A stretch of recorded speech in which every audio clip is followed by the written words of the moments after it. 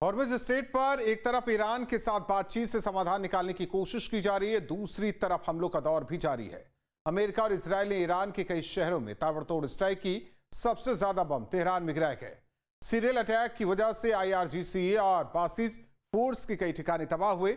साथ ही ballistic missile launcher sites और drone base को भी बर्बाद किया गया।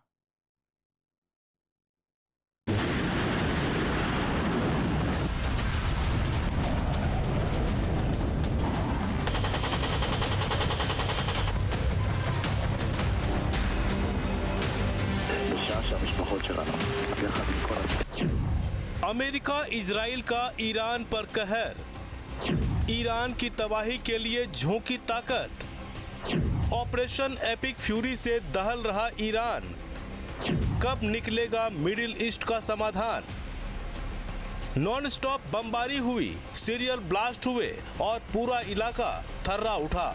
आग की लपटों और धुएं के गुबार में घिरा यह इलाका तेहरान का है। इजराइल और अमेरिका ने मेहराबाद इंटरनेशनल एयरपोर्ट के पास देर रात जबरदस्त स्ट्राइक की। कुछ ही सेकंड में पूरा एरिया धुआं धुआं हो गया। अचानक हुए हमलों की वजह से लोग दहशत में आ गए।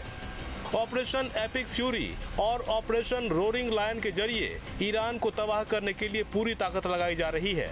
हमले इतने घातक किए जा रहे हैं कि IRGC को संभलने तक का मौका नहीं मिल रहा।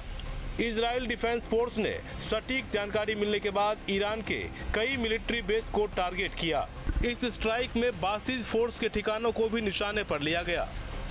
इजराइल ने भीषण हमलों में ईरान के 120 से ज्यादा एयर डिफेंस सिस्टम और मिसाइल लॉन्चर साइट्स को तबाह कर दिया। इसके साथ ही IRGC के कई ड्रोन बेस भी मिट्टी में मिला दिए गए। IDF का दावा है कि एयर डिफेंस सिस्टम पर किए गए हमलों के बाद फाइटर जेट्स के लिए आगे का ऑपरेशन चलाना आसान हो गया है। इजरायली वायुसेना ने ईरान में एक ट्रक को तबाह कर दिया। दावा किया जा रहा है कि ये truck mobile ballistic missile launcher के तौर पर काम कर रहा था। IDF के लड़ाकू विमानों ने हमला तबरीज में किया। सटीक जानकारी के आधार पर ट्रक के ऊपर बम गिराए गए। कुछ ही सेकंड में मिसाइलों से भरा ट्रक आग के गोले में बदल गया। IDF का दावा है कि उसकी घातक स्ट्राइक की वजह से इजराइल की धरती पर होने वाले एक बड़े हमले को नाकाम कर दिया गया। दरअसल IRGC ने बैलिस्टिक मिसाइलें लॉन्च करने की पूरी तैयारी कर रखी थी, लेकिन इजराइल ने सभी को बर्बाद कर दिया। इजराइल के अलावा अमेरिका की ओर से भी ईरान को लगातार दहलाया जा रहा है। IRGC की मिलिट्री फैसिलिटीज पर एक साथ कई हमले किए गए। साथ ही ईरान की ओर से दागे गए कई ड्रोन्स भी हवा में ही मार गिराए गए। अमेरिका और इजराइल ने ईरान की राजधानी को सेंट्रल तेहरान में लगातार 5 धमाके हुए। साउथ तेहरान में 4 बड़े ब्लास्ट हुए। पश्चिमी तेहरान के चितनगर में एक साथ 6 धमाके हुए। 4 धमाकों की गूंज से इस्लाम शहर थर्रा उठा। पूर्वी तेहरान के पर्दिश में 8 से ज्यादा ब्लास्ट हुए, जबकि फिरोजी क्षेत्र में 10 धमाकों से दहशत फैल गई। ईरान की न्यूक्लियर सिटी इस्फहान में भी लगातार हमले किए जा रहे हैं। अमेरिका और इजराइल के निशाने पर ईरान की बैलिस्टिक मिसाइलें और ड्रोन के ठिकाने हैं। पहाड़ों के बीच बनी सीक्रेट साइट्स को भी टारगेट किया जा रहा है, जिससे ईरान की फायर पावर को काफी नुकसान पहुंचा है। जंग की शुरुआत से ही इस्फहान पर कई हमले किए गए हैं, जिससे IRGC को तगड़ा झटका लगा है। ईरान के परमाणु ठिकानों पर हमले से जुड़ी बड़ी खबर सामने आई है, जिसमें अमेरिका ने ईरान के यूरेनियम संवर्धन ठिकाने को निशाना बनाया। दावा किया गया है कि हमले में ईरान का यूरेनियम संवर्धन ठिकाना पूरी तरह से तबाह हो गया। मीडिया रिपोर्ट्स के मुताबिक ईरान पर आंशिक रूप से संवर्धित यूरेनियम का इस्तेमाल कर परमाणु हथियार बनाने की खबर थी। इस बीच अमेरिका के साथ समझौते को लेकर ईरानी विदेश मंत्री अब्बास अरागची का बयान भी सामने आया है, जिसमें अरागची ने एक बार फिर अमेरिका पर गंभीर आरोप लगाए हैं। अरागची ने कहा, अमेरिका की शर्तें बहुत अधिक डिमांडिंग हैं। अमेरिका का पायलट रेस्क्यू महज एक धोखा था। ईरान की यूरेनियम जब्त करना चाहता था अमेरिका।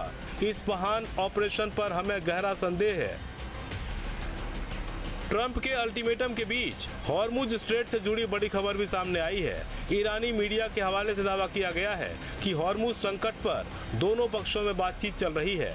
हॉर्मुज पर नियम बनाने के लिए ओमान से बातचीत की जा रही है।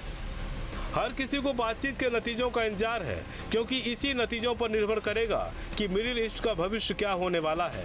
क्योंकि बातचीत से कोई नतीजा नहीं निकला तो आने वाले दिनों में अमेरिका और इजराइल के हमले तेज होने की आशंका है।